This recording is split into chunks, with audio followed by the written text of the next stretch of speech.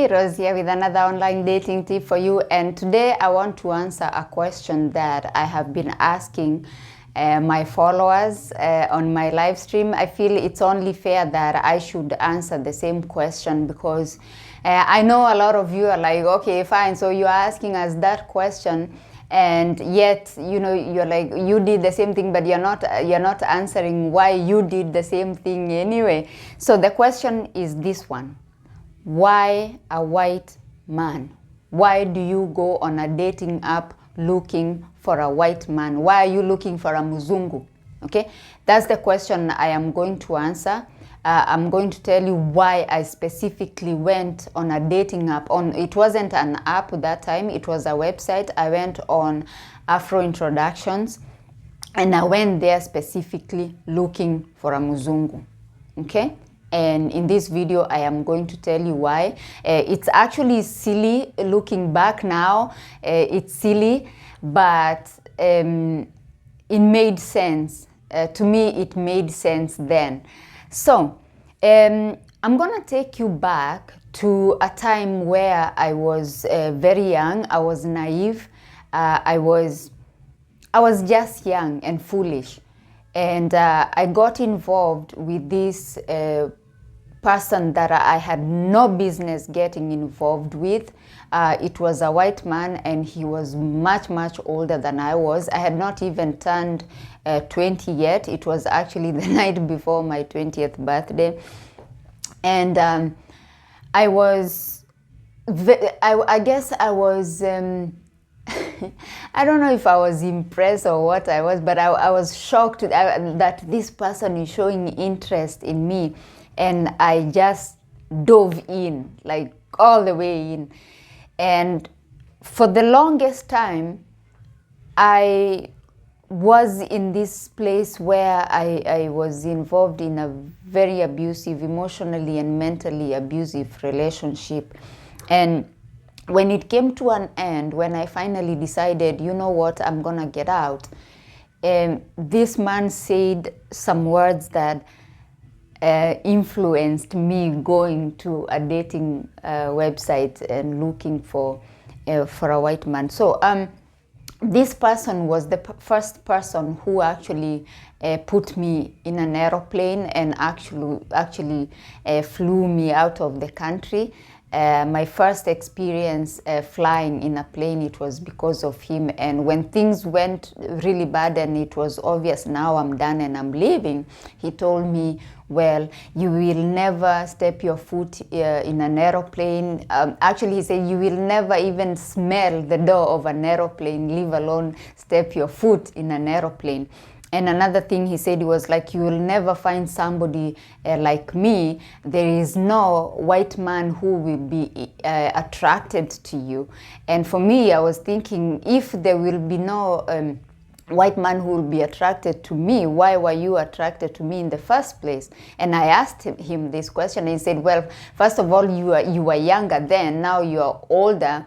And once you leave my place, you are going to, first of all, you are not living with any money. I'm not giving you any money, because he knew I had no money.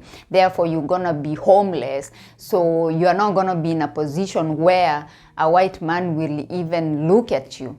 Okay? In fact, he went as far as telling me in Swahili, he said, ukitoka hapa, wewe utaolewa tu na chokora kwa sababu wewe utakuwa chokora. And basically what he was saying is that because once I leave his house, I'm going to be homeless. The only person who could marry me is another homeless person. So we are just going to be two homeless people married.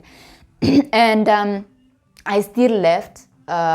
To be honest, I didn't know what I was doing. I was so desperate. I didn't care. I didn't even care about my life at that point. Like in that moment, I was like, I don't even care. I don't even care where I'm going to end up. Okay?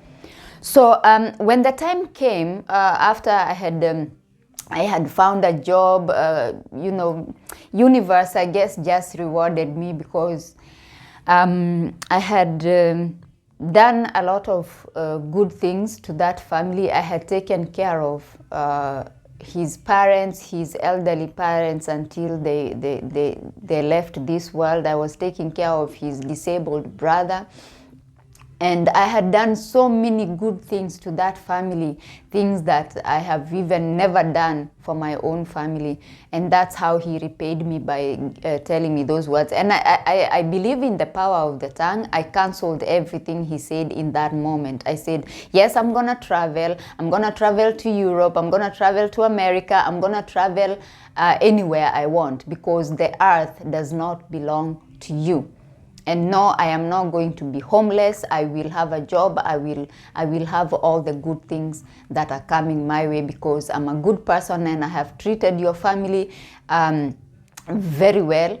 And it's unfortunate that you choose to speak to me like this. You choose to say that I will leave this house with not within a single shilling, but that's okay.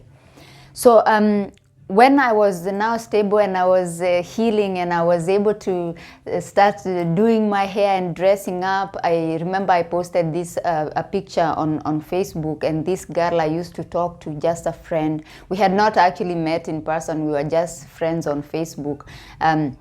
She told me, oh my goodness, this picture is so nice. I don't want my muzungu to see this picture because it's so nice. I said, find me a muzungu. You know, like it's the same way the girls tell me on my videos. They're like, find me a muzungu. It's the same thing I told to my friend. And she was like, no, I cannot find you one, but I can tell you where you can find one. And that's how she introduced me to Afro Introductions. And that's how I went to Afro Introductions. Now, for me, my main goal on that site, it wasn't even green card or money, or my main goal was to prove to myself and to that voice in my head that was telling me that a muzungu would never find me attractive. So I guess even as I was in my previous video, I said I went there saying Caucasian men only and things like that. I suppose I was doing all that because I wanted to prove to myself that a white man would find me attractive.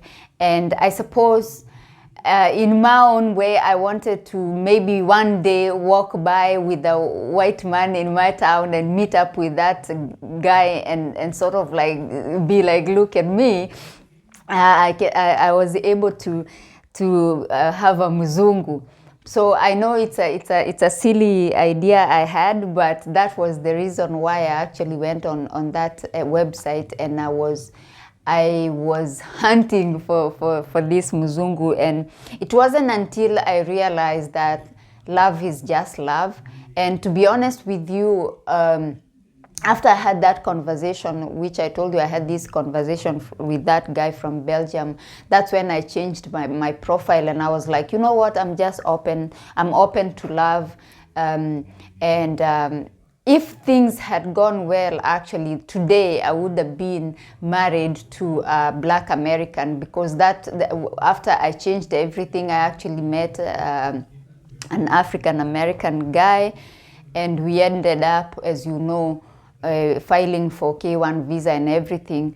So if everything had gone well, I would actually been married to an African American man. So that was the reason why I went there. And for me, at that time, you know, I was in my early 30s, and as an African woman, I felt also that I didn't have a chance with Kenyan men. Even on social media, there is this narrative that is spread a lot. Once a woman reaches 30, she's sort of like expired. She's spoiled goods. So I was like, maybe really my only chance is to find this this muzungu. So that's why I went there. Also, for me, I don't actually fit the typical African beauty standards, because with African men, they are looking for, I'm not actually naturally a light-skinned woman. Now it's winter time, so we get a bit light-skinned. So they're looking for that light-skinned woman with a figure 8 sort of. I didn't fit in that category, so I found maybe I will have better chances finding a muzungu. So, on a nutshell, that is why I went there looking for a muzungu. That was my reason. Yes, I would have also liked to travel also, so that was also a little bit an influence on my decision, but mainly was to prove to myself that I can find a muzungu.